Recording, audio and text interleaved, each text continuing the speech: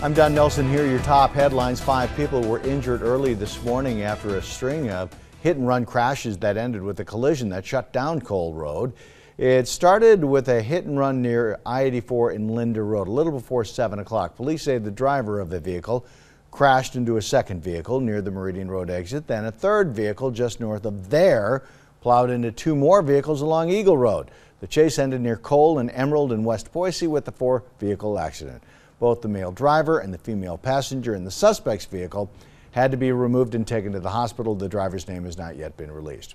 We definitely have more water than we need this year, but for those in the floodplains, that's a worrying fact. The Water Supply Committee met today to discuss flood concerns. Unlike Snowmageddon 2 years ago, there's really not a lot of valley snow to worry about, but other areas have reason for concern. We think there is an above average flood risk for like the Big Lost, Wood River basins up through the upper Boise, Payette Basin and over into the Weiser River Basin. So those are the basins that we're really watching right now as far as, you know, the impact of the warmer temperatures or any potential rainstorms that we may have in the future.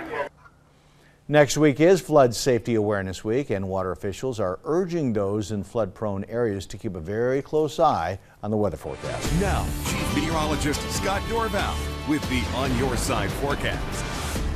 Snow has been flying in Boise after rain. The rain turning to snow is expected here. 5 o'clock picture here, actually closer to 5:30, and it showed low visibility with snow, but wet roadways, not cold enough for it to really stick. It's going to get colder tonight, and the wind will kick on in. Might even be some icy spots developing from some leftover moisture. But here you see in the Doppler radar, everything is sliding to the southeast, so it's drier to the west. There's less green, so there's less precipitation, although this green is actually probably more in the form of snow than it is in rain. Computer not really picking that up. But precipitation heavier to the south and east, but we will continue to dry on out. So if you've got plans in Boise and you say, when's this precipitation going to stop? I think for downtown it may be as early as, say, 6:30.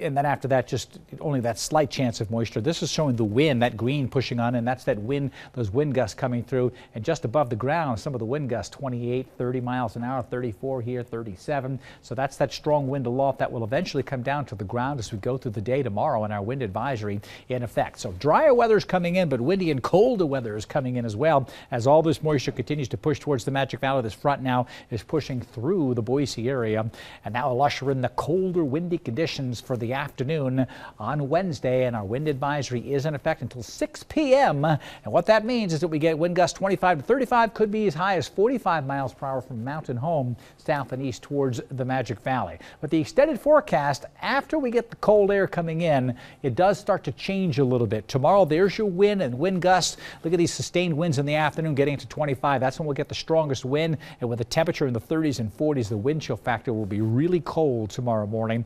Cold mornings through Thursday, maybe even Friday, but then the afternoon temperatures warming up. Friday of the weekend looks great, and into the 60s by next week.